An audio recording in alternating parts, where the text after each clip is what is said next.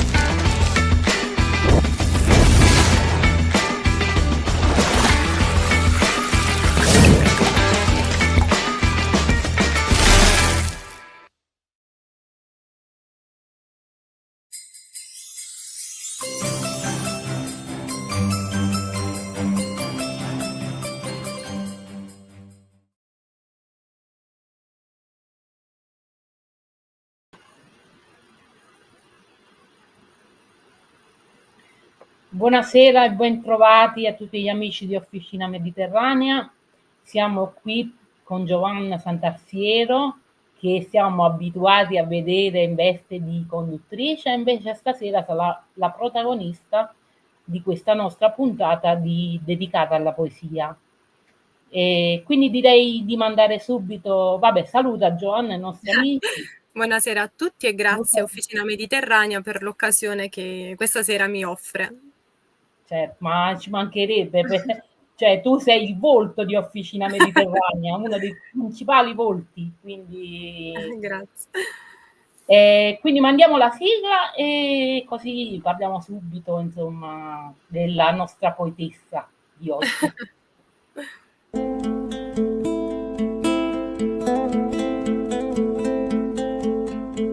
Sei nata senza nome e non riesci a sentire quando ti chiamo vieni per te far venire a dormire.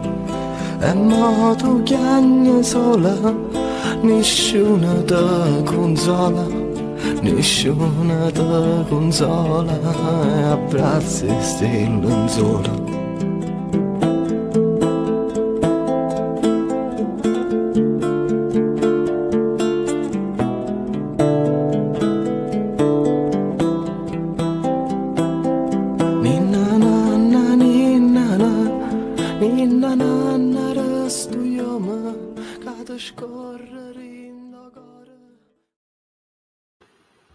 Buonasera a tutti di nuovo, qui Buonasera. c'è Cinzia Perrone che conduce questa nuova puntata del format dedicato alla poesia che vede protagonista la nostra Giovanna Santarsiero. Giovanna è protagonista di un brillante esordio poetico. Grazie. Io ho letto, mi sono piaciute molto le tue poesie, quindi brillante, ecco, proprio perché si chiama Fasi lunari, la luna brilla, quindi mi sembrava un bell'aggettivo, insomma, esplosivo. Sì, azzeccato. Allora, un titolo molto evocativo, Fasi lunari. Nella silloge è presente una poesia con questo titolo, Esatto. però secondo me rappresenta in pieno la silloge, perché Fasi lunari è appunto i momenti della vita di quest'astro e i momenti cruciali della vita di Giovanna. Quindi sono delle tue fasi particolarmente sentite che hai attraversato in un lasso di tempo, quindi sì, hanno, diciamo, sono state un po' come le fasi lunari, una luna più piena, una luna più Esatto. calante Sì, e smorzata per varie vicissitudini. E diciamo che la, la silloge si compone di varie parti, una parte dedicata alla perdita di sì, tuo padre, che è stato una presenza importantissima nella tua vita, sì, sia e lo è tuttora. dalle poesie, e una parte dedicata ai ricordi che danno forza, come tu ci hai fatto capire in molti versi, danno forza anche a colmare i vuoti. Certo, Eh, una parte dedicata alle cose perdute, e vabbè, abbiamo detto già la perdita di tuo padre, però in però questo caso mi riferisco all'amore, sì, e a un senso di solitudine. Però comunque c'è in tutte queste poesie la speranza, e c'è una parte proprio speranza verso un amore futuro, verso il destino, speranza nella vita e anche oltre la vita. E poi una parte dedicata anche al presente, al tuo tempo, quindi agli affetti cari che ti, eh, che ti accompagnano in questo momento. Per citarne uno, tua mamma, ad esempio, c'è una esatto, poesia bellissima dedicata a tua mamma alla fine. sì. E, allora, proprio ti faccio una primissima domanda, Sì, proprio sul fatto che le poesie, anche le più malinconiche, come ho detto, sono sempre poesie molto speranzose, cioè fanno vedere sempre quel barlume di speranza. Anche nei momenti più difficili tu cerchi, insomma, la rinascita, la forza di ripresa. Eh, e certe volte lasci intravedere anche una speranza che va oltre la vita. Sei molto credente, perché io questo colgo anche un po', cioè tanta fede. E, e come influenza il tuo rapportarti? ok. Mi senti? Sì, spero che non mi Questa dia... tua fede come influenza il tuo vivere, il tuo rapportarti con gli altri? Ok, allora, tanto per iniziare, beh, saluto tutti coloro che appunto si sono collegati e che ci stanno seguendo. Come hai detto bene tu, Cinzia, Fasi lunari è proprio è un giro intorno a me stessa, fatto di fasi dove le ombre e le luci emergono in tutte le poesie. E la fede è stata per me una zona di luce in questo percorso. Quindi Eh, una parte di luna piena, diciamo. Luna piena, sì, diciamo ha illuminato un po' il mio cammino, devo essere sincera, perché ci sono stati dei momenti in cui, beh, soprattutto nel momento in cui ho appreso della morte di mio padre, in realtà è calato su di me un velo nero che mi impediva di vedere la fede. Però nei mesi successivi, quando ho iniziato a vivere un po' di attacchi di panico ed ansie, è come se la fede mi abbia in qualche modo illuminato la strada. In chiesa io trovavo la pace, cioè, ma non durante la messa, proprio nei momenti in cui la chiesa era vuota. Io avevo il bisogno di andare lì nel silenzio e di ritrovare me stessa. E in qualche modo questo mio attaccamento alla fede mi ha resa sempre più vicina a mio padre. Ora ho avuto diversi segnali da parte sua, so che il concetto dell'aldilà è un qualcosa di così astratto, così difficile da comprendere. però ho avuto davvero tanti segni da parte sua, almeno io ho interpretati tali, e tutto questo mi ha spinto poi ad aggrapparmi a un qualcosa, come a questo filo conduttore che in realtà, con l'altro lato non si spezza. Ed è per questo che poi in ogni poesia, piano piano, si riscopre una speranza sempre più forte, anche quando all'inizio la vedevo come nemica, mettiamola così, come se la vedessi una forma di illusione. Anche nei momenti più bui. Sì, esatto. No, perché questo mi ha colpito perché molte volte diciamo che c'è un senso di chiusura dopo un lutto. Io ho conosciuto persone che, però ho conosciuto anche persone come te che hanno trovato un conforto nella fede. Tu infatti ho detto anche la potenza dei ricordi, i Certo. ricordi colmano il vuoto, no? Anche hai fatto tesoro dei tanti bei ricordi che hai. Sì, i E, ricordi sono un'arma a doppio taglio, nel senso che, da una parte, ti fanno rivivere quel momento perso, quindi, tengono viva la connessione.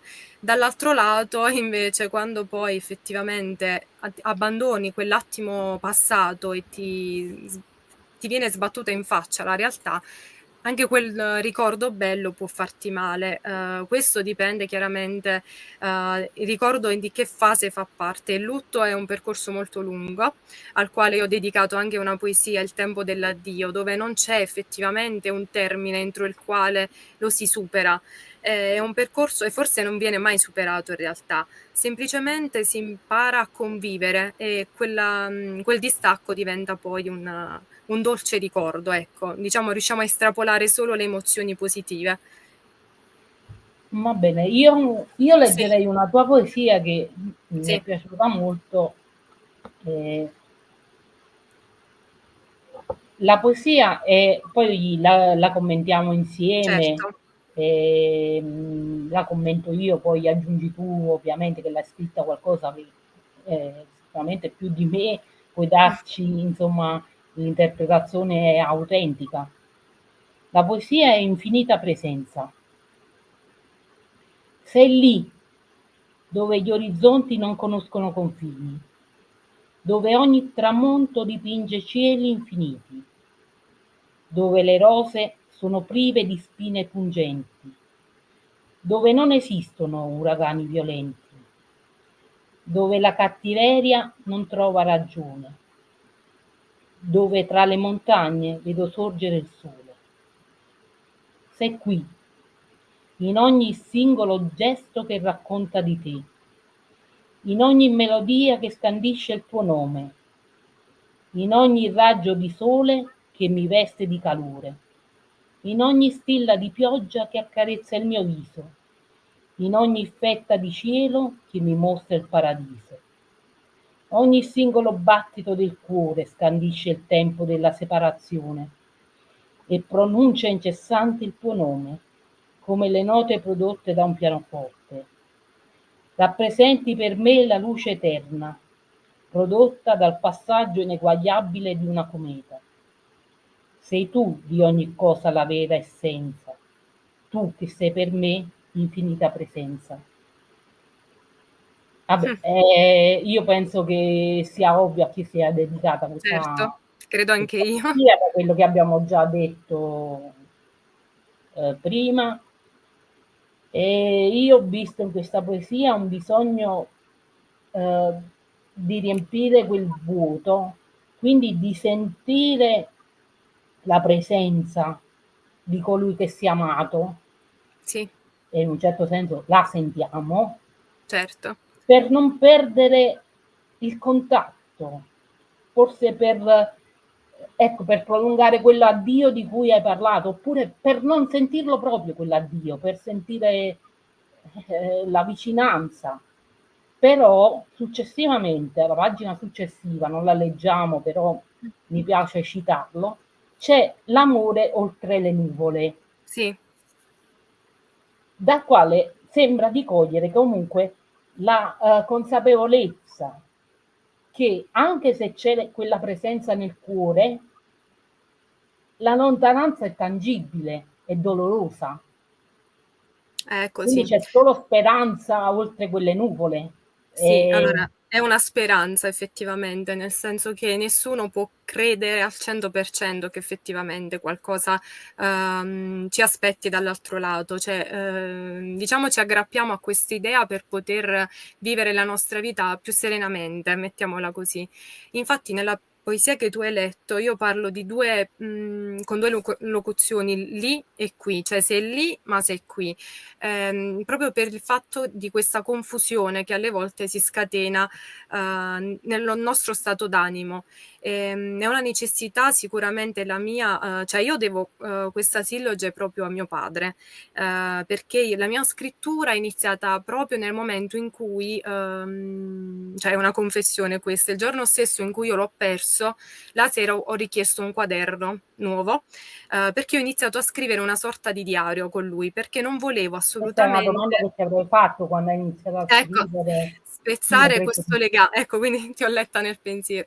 Non volevo spezzare questo legame con lui, quindi volevo continuare a raccontare di me.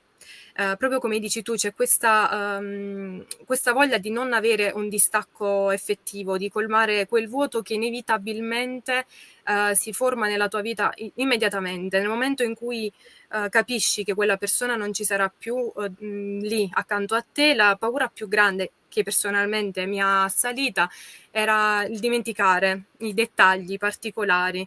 E quindi sono andata a respirare il suo cuscino, sono andata insomma indietro con il tempo. E quindi scrivere mi ha aiutato in qualche modo a non avere questo distacco con mio padre. Quindi grazie a lui ho scritto, il diario piano piano si è trasformato e quindi ho sentito la necessità anziché di scrivere giornate, ma di scrivere sensazioni che sono state poi tradotte in versi. Queste poesie, ci tengo a dirlo, sono nate di getto, cioè nel senso le ho riviste relativamente perché volevo che fosse vivo proprio quello che io ho provato nel momento in cui le ho scritte. E sì, la poesia successiva, insomma, Oltre le nuvole, è una speranza, come dici tu, sia una speranza che dall'altro lato ci sia un qualcosa che continua a guidarci e forse alle volte l'illusione, quello che effettivamente non sappiamo spiegare, ci tiene in vita, mettiamola così. Quindi, ecco, un'altra domanda che in un certo senso mi è preceduta è appunto che una parte consistente di queste liriche è dedicata appunto a tuo padre, all'elaborazione del Certo, lutto, mio personale, sì. al vuoto che ti ha lasciato e quindi possiamo dire che questi versi ti hanno aiutato a riempire quel vuoto. Allora, questi versi mi hanno ferita e guarita allo stesso tempo, perché nello scrivere chiaramente, soprattutto la parte relativa la fase relativa a mio padre, che era quella della luna nera, mettiamola così, perché è stato davvero il momento più buio della mia vita, mi ha ferito, dover scrivere quelle parole sapendo che, la persona direttamente non le avrebbe mai lette.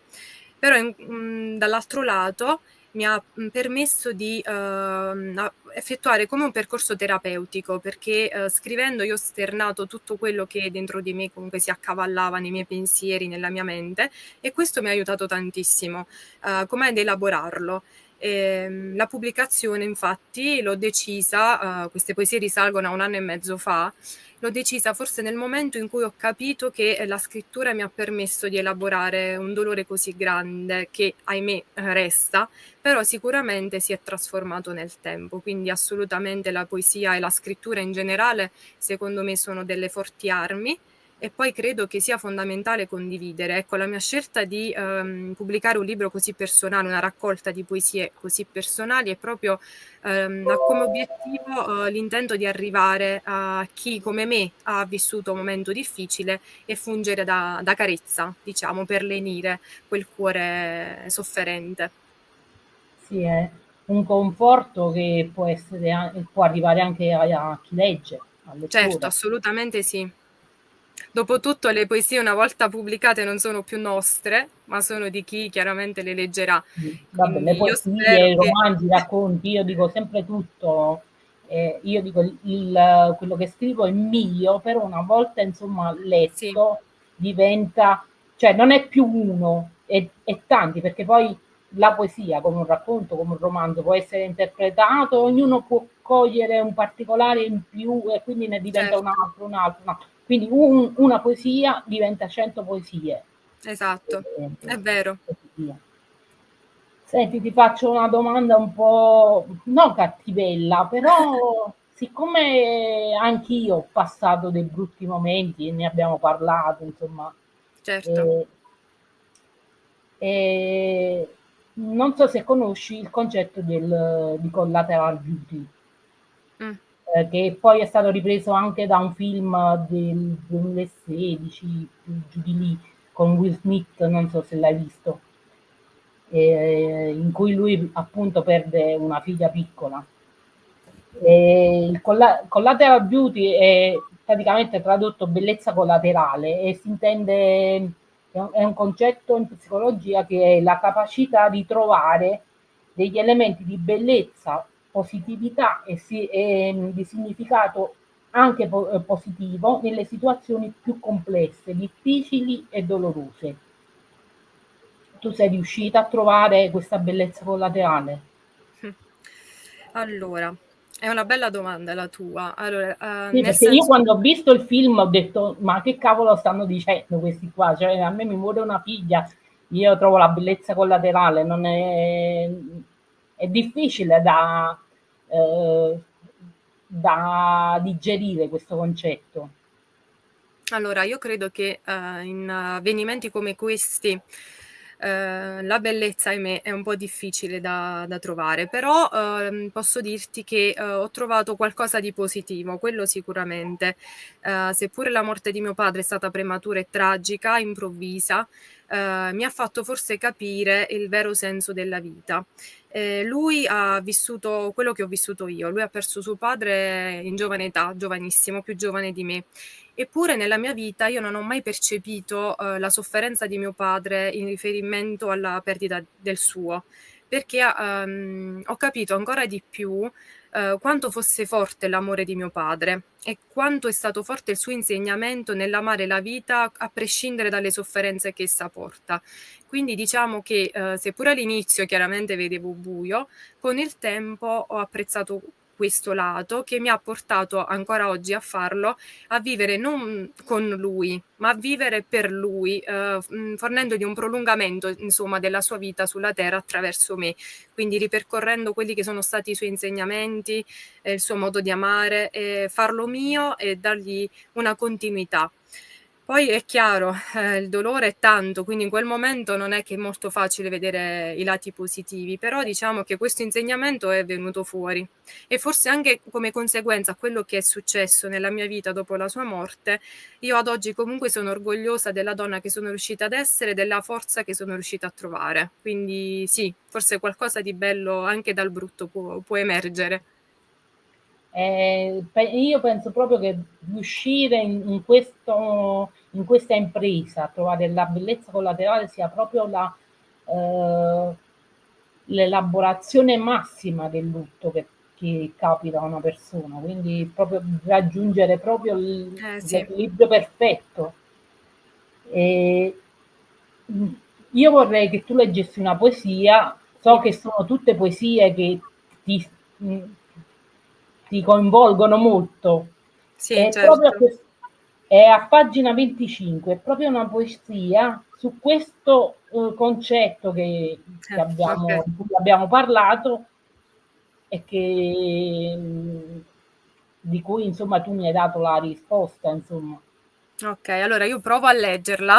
Mi chiedo scusa già se mi emozionerò, spero Se di no. vuoi la leggo io, non lo so, No, devo superare questa cosa. ok. Okay, allora a pagina 25 riabituarsi a vivere. Ho dovuto abituarmi alla tua assenza, a quel posto vuoto privo di materia, a convivere con la perenne tristezza e ad essere avvolta da un manto di amarezza. Ho dovuto lottare contro me stessa, come fa un cane che vuole addentare la sua coda, per poi rassegnarmi amaramente e accettare che la lotta non serve a niente. Ho dovuto ridimensionare la mia esistenza, ritagliarmi nuovi spazi, indossare nuove scarpe, circondarmi da nuove facce. Ho incontrato sorrisi diversi, che sono diventati fari sempre accesi.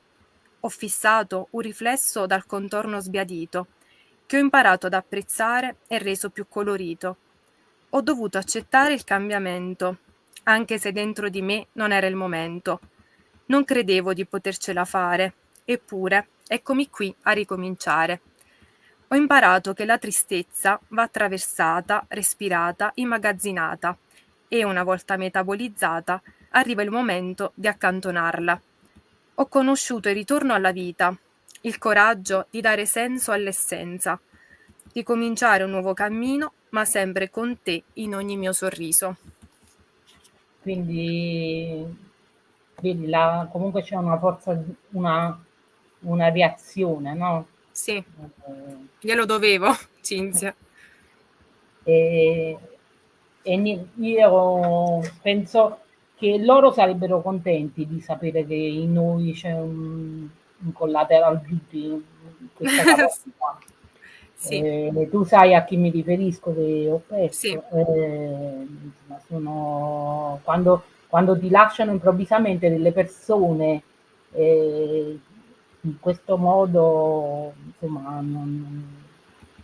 è una cosa che fatichi ad accettare, però te ne devi fare una ragione, purtroppo fa parte della vita anche di della vita, esatto. e ci sono tante domande, io ne ho tante ancora da farti, però vorrei dare spazio Sì, anche a ai chi le fa, nostri. certo. Ero molto coinvolta, quindi non le ho lette neanche. Se Donato me ne manda qualcuna, provo a farti qualche domanda del pubblico. Mi scuso Certo. se non le ho lette prima, però ripeto, ero molto coinvolta dalla conversazione. Allora, Allora, quando parli di fasi lunari, parli di te che cambi o è la luna che osserva noi che cambiamo? allora, io ho scritto appunto una poesia che fa parte della silloge che dà il nome stesso alla silloge Fasi lunari. Io penso alla Luna come un satellite che chiaramente brilla di luce riflessa del Sole, ma questo satellite c'è ed esiste a prescindere. Però vedo, l'ho paragonato molto a me, in una fase di buio, dove per risollevarmi ho avuto bisogno comunque delle persone a me più care, le persone a me più vicine. Quella poesia in particolare l'ho dedicata ad una persona che è una persona amica che mi ha risollevato davvero dalle tenebre e quindi le mie fasi che piano piano si sono fatte sempre più luminose fino ad arrivare ad una sorta di plenilunio, chiamiamola così, è il risultato comunque di un messaggio forte e chiaro che io voglio lanciare con questa silloge. La forza del cambiamento parte da noi, ma senza l'amore vero delle persone che abbiamo vicino tutto questo sarebbe inutile, perché nessuno al mondo si salva se non si aggrappa a qualcosa. Io lo sto superando aggrappandomi a mia madre, a mio fratello, a tutte le persone che credono in me, grazie a loro che io attingo la luce che piano piano mi fa brillare. E anche quando ho dei miei momenti di cedimento, quando ritorno nera come la luna, piano piano so che prima o poi ritornerò al mio plenilunio, quindi questo è il senso. Quindi le fasi lunari parli dei tuoi cambiamenti, insomma. Esatto, sono miei. E penso come quelli di ognuno. Allora, la domanda di prima, Gabriele, se non mi sbaglio, voleva sapere il tuo tipo di fede, cioè come se pratichi, se hai Allora, una tua fede personale. Sai, Gabriele fa sempre delle domande sì, molto molto curiose. introspettive e profonde. Allora, No, dico, è molto curioso sulle curiose e persone. particolari, sì, è vero. Allora, io, come dicevo prima, la fede abbiamo avuto un rapporto un po' difficile inizialmente. Pratico, sicuramente più rispetto a prima, sono sincera, anche perché sono molto devota alla mia Madonna del paese, la Madonna del Carmine, che mi suscita davvero delle emozioni che non posso descrivere, sono sincera, anche nei momenti Vabbè, più anche a bui. Napoli abbiamo la Madonna del Carmine, è Vedi? importante. E Sì. lei mi aiuta in questo, devo dire la verità. Però poi io credo in tante cose, non è solo una fede religiosa la mia, voglio credere anche in quegli uomini che sono rimasti uomini, ma inteso proprio nel senso dell'umanità, perché ci sono delle persone buone effettivamente che mi danno la forza di andare avanti, quindi questa è la mia fede, Gabri. Allora, un'altra ascoltatrice voleva sapere se scrivi più di pancia, come ho capito, o di testa. No, di Cioè, pancia. Allora, io scrivo molto di pancia. Poi magari vado a rivedere le cose che chiaramente scrivo, però cerco di lasciarle quanto più possibili così, naturali, come mi così sono come venute in quel sono nate. momento. Sì, perché essendo un'emozione viva voglio che resti, insomma, viva. E questa è una domanda molto, molto personale. Ti è capitato di sognare tuo padre? Ti ha parlato? Se sì, pensi che questo sia un fatto soprannaturale, Ma ma reale reale, oppure oppure solo solo suggestione? suggestione? Ti chiedo perché a me è capitato per entrambi i genitori. Vabbè, non è una, cioè, capita di sognare persone, insomma, che abbiamo perso.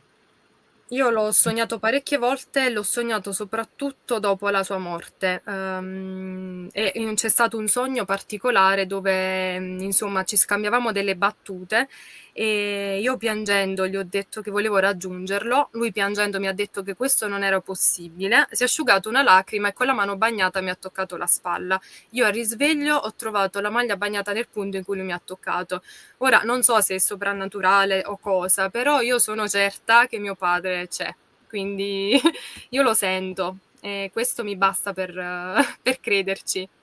Queste sono cose che sono molto trascendentali, Sì, quindi non si possono che vanno, spiegare.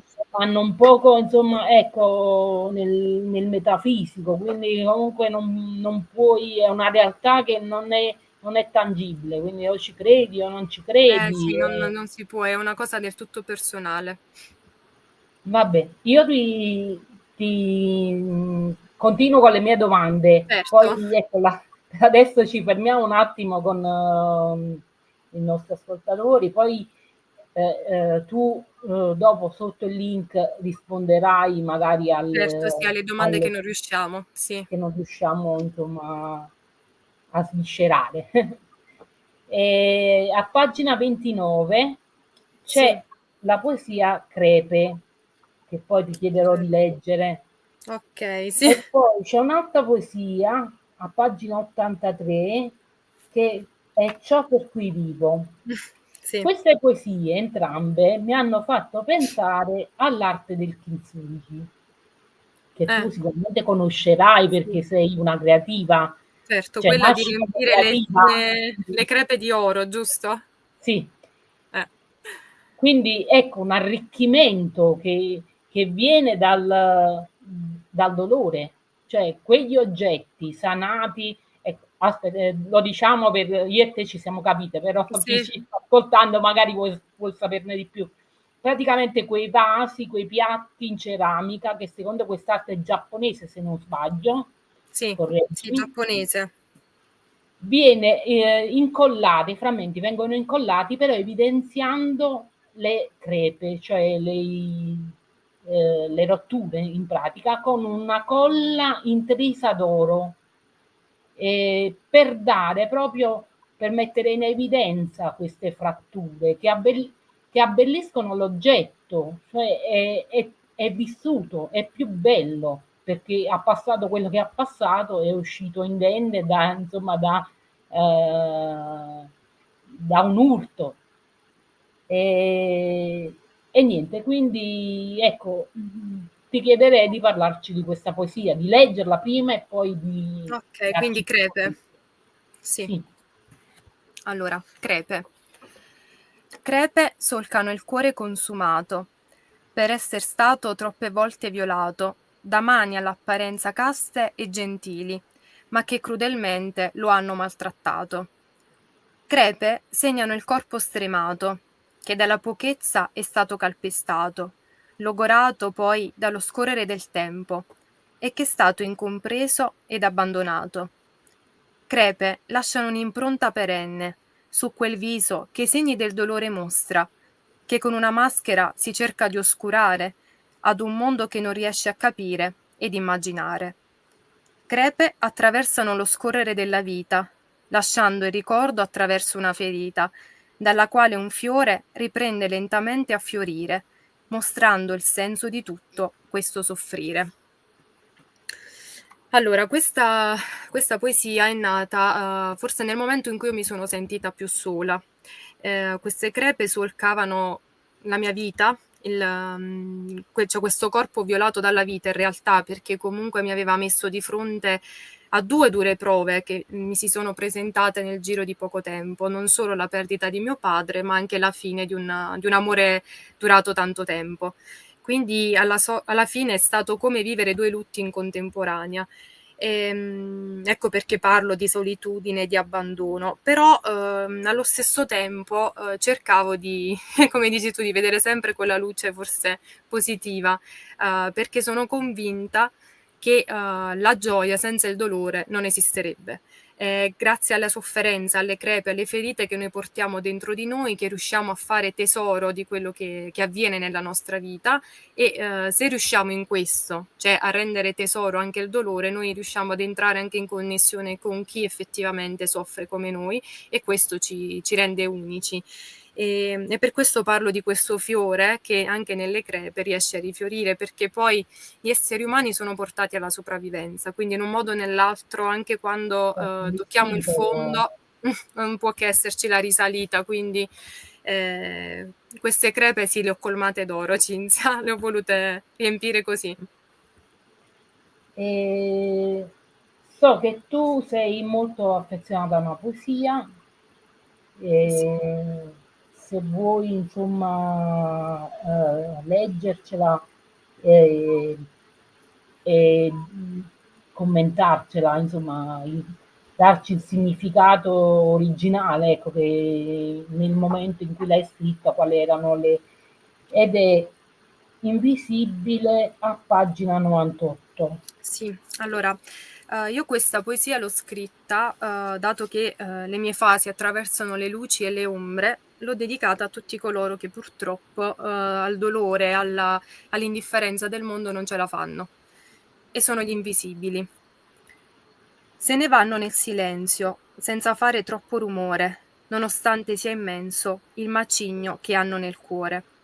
Di quel fardello, però, non fanno trapelare niente, lo portano stanchi e rassegnati mentre incontrano la gente. Non saprei se coraggio o rassegnazione, ma immagino sia devastante quel perenne magone incastrato tra il respiro e il cuore. Lasciano poi tante domande, quando decidono sia arrivata l'ora di andare, quel silenzio così assordante che logora in maniera cruda e incessante, che ha creduto andasse tutto bene, ma di buono poi non c'era niente. Insomma, ho voluto dedicare questo pensiero a tutti coloro che non ce la fanno a sopportare il fardello del dolore e che alle volte sono i più silenziosi, quelli che effettivamente noi non percepiamo nel loro momento di difficoltà. Questo non perché siamo una massa di insensibili, cioè non credo quello, è che alle volte è proprio difficile, presi dalla frenesia della vita, guardare attentamente chi ci circonda. E il problema è che quando ce ne rendiamo conto, alle volte è troppo tardi. Certo, ci sono episodi in cui, ahimè, siamo noi a indurre le persone a questo, bisogna dire anche la verità. Però Infatti hai io detto che non sono insensibili. Qualcuno prima ha citato Edoardo De Filippo, lo ricito anch'io. Edoardo diceva gli uomini non sono cattivi, sono pigri. E sì, alle quindi a volte volte sì. l'indifferenza è più dettata non dalla cattiveria, ma dalla pigrizia. Perché alla fine dei conti io, nella mia esperienza, del dolore ho capito che c'è proprio una difficoltà nel gestire il dolore altrui. È come se l'essere umano vuole vivere sempre in una condizione di benessere normale, quindi anche interfacciarsi con un dolore altrui può essere devastante, soprattutto quando magari il dolore è così forte da trasformare quella persona che avevi al tuo fianco e quindi non riesci a riconoscerla.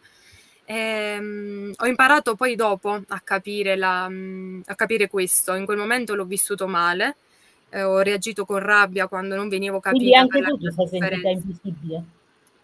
Sì, mi sono sentita non compresa nel momento più buio, però dopo, grazie a Dio, grazie a me, la mia mente e quant'altro, sono riuscita a capire che cioè ho perdonato quei gesti fatti per forse paura di interfacciarsi con un cambiamento che avrebbe cambiato anche la propria vita. Purtroppo non è facile affiancare chi vive un percorso difficile come è stato il mio, però ringrazio chi c'è stato e che non mi ha mai lasciato. Ecco, grazie a loro io oggi sono qui a presentare Fasi Lunari. Allora, ritornando sia al titolo, sia in molte altre poesie, in queste liriche tu hai sempre un occhio di riguardo alla natura, insomma, citi sempre elementi della natura, quali il cielo, il mare, la luna, il vento, e quant'altro. La natura ti conforta, trovi conforto nella natura.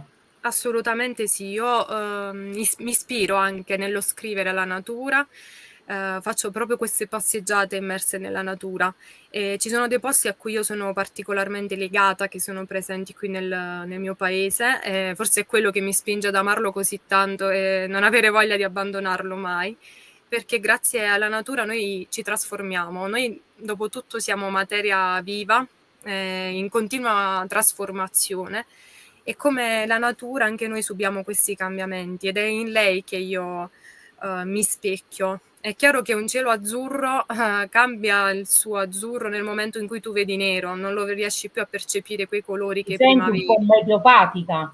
Tanto meteoropatica, poi considerate che sono un gemelli, quindi Sì, infatti molte poesie parlano della dualità. sì, che esiste in me ed è vero, non sono una persona, ecco, sono psicologicamente sana, mettiamola No, così. ma non è Però, siccome sono gemelli anch'io e non certo, credo all'astrologia proprio per niente, eh, però se proprio ne vogliamo parlare, è un dualismo che non ha niente a che fare con l'equilibrio. allora, sai cosa? Alle È volte un dualismo di momenti, di cioè momenti, esatto. Spesso è magari dicono proprio pure la doppia faccia del gemelli, no, invece i gemelli sono dei segni molto schietti e sinceri in realtà. Abbiamo semplicemente viviamo queste botte di emozioni contrastanti alle volte, però in base al momento, quindi poi le vivo con una certa intensità, quindi lasciamo perdere. no, che non riuscivo a capire questa domanda. La natura ti apre, essa si reincarna sempre come noi. Cosa pensi su questo? Cioè sulla reincarnazione?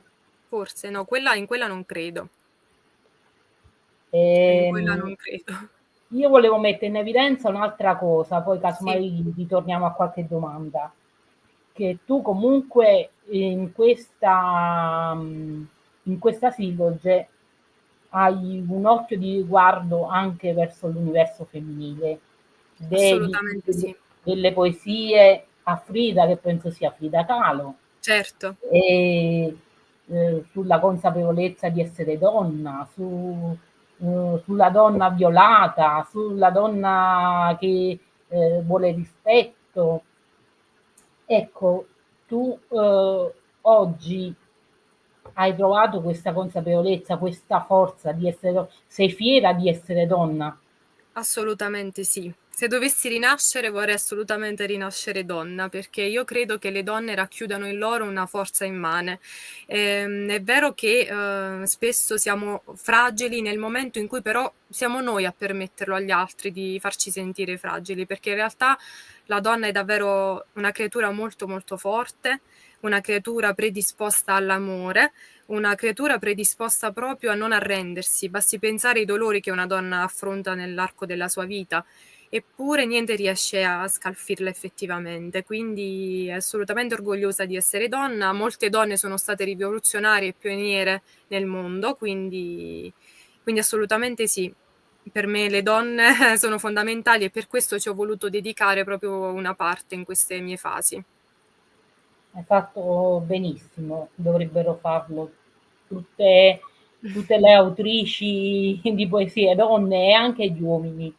Però a Soprattutto volte noi donne lo facciamo meglio, non vi offendete, però gli uomini a volte quando parlano di donne, specialmente nella poesia, sono molto retorici. Non vi offendete, questo è un mio gusto personale. Ehm, è un mondo molto variegato il nostro e quindi bisogna effettivamente conoscerlo dall'interno per poterlo descrivere. Eh sì, esatto. Sì.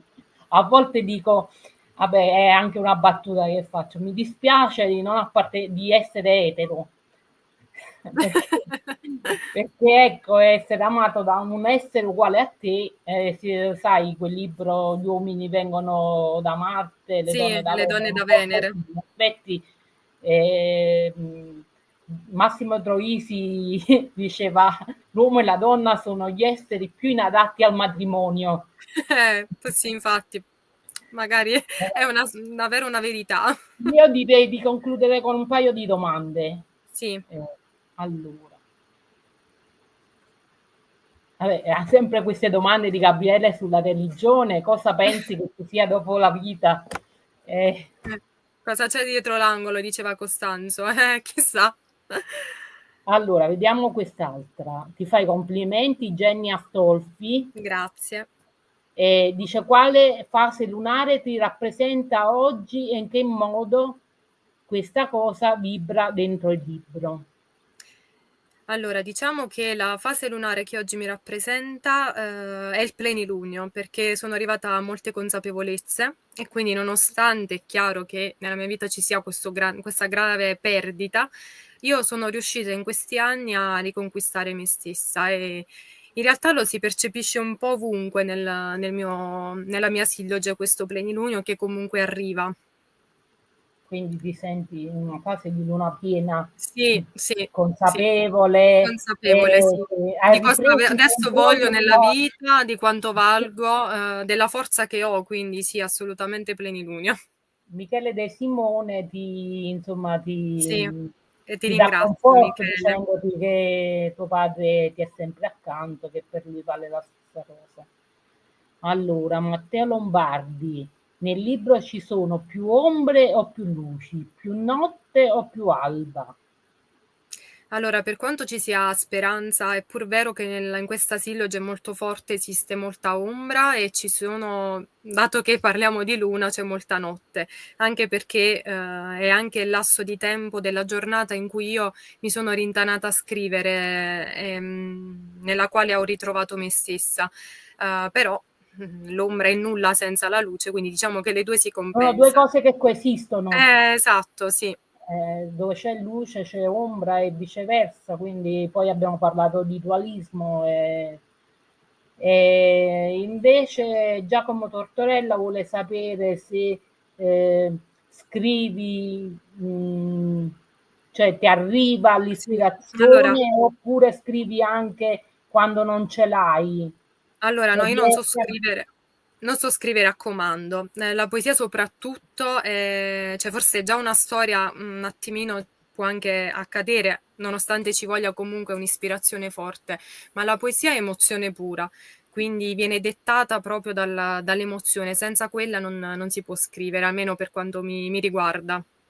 Quello è appunto è un'arte anche quella, però per me, almeno dal mio punto di vista, è verseggiare, basta, non è Sì, e poesia, mettere 4 parole a caso, cioè su comando non è cioè, facile, dai.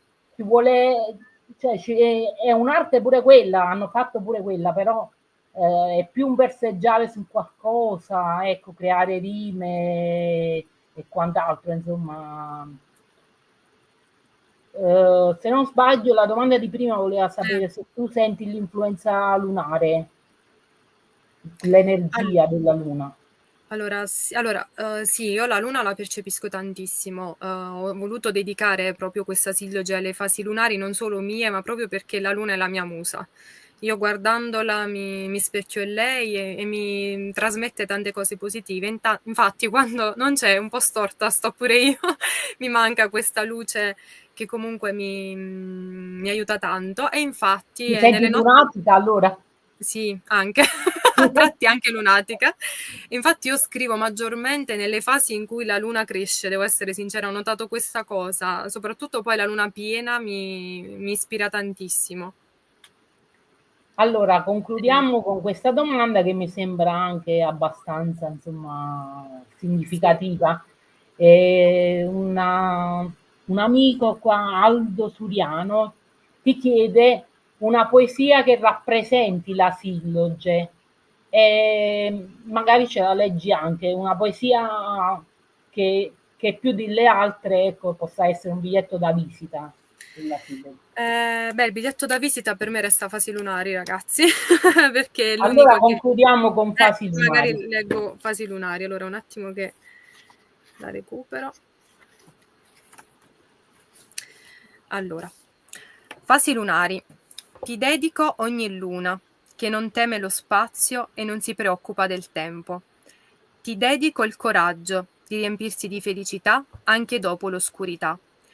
Ti dedico la sua immensità, di illuminare ogni angolo della terra anche nella notte più tetra. Ti dedico così me stessa, che attraverso le mie fasi lunari riesco a cogliere ancora la bellezza anche quando dentro mi sento persa. Tutto chiuso qua. Vabbè, comunque un bel biglietto da visita, non Sì, solo il titolo della silloge, però il verso conclusivo appunto diceva che ritrovi la bellezza, quindi un po' diciamo non ho sbagliato a introdurre il sì. concetto di collateral Io beauty. spero, sì, che Fasi Lunari sia un modo per far riscoprire se stessi a chi la leggerà e a capire che il primo vero grande amore è quello che non deve mai tramontare, è quello verso noi stessi. Dobbiamo credere in quello che noi valiamo, a prescindere dal mondo che direzione prende, perché non esiste chi è in e chi è out. Siamo tutti esseri umani, ognuno speciale a modo suo. E quindi riconoscere le proprie capacità, la propria forza, rispettando anche i nostri tempi nell'affrontare le cose, per me deve essere importante da seguire. Quindi credo e spero soprattutto che Fasi Lunari sia insomma tutto questo. Ci tengo a ringraziare mio fratello per aver realizzato questa copertina dipinta a mano, ci tengo, che rende Molto, questo lavoro ancora più complimenti anche da parte prezioso. mia, è molto bello, insomma, Sì, è significativa, insomma, c'è la sì. luna, c'è una fanciulla solitaria Chissà in chi sarà. meditazione. Chissà chi sarà.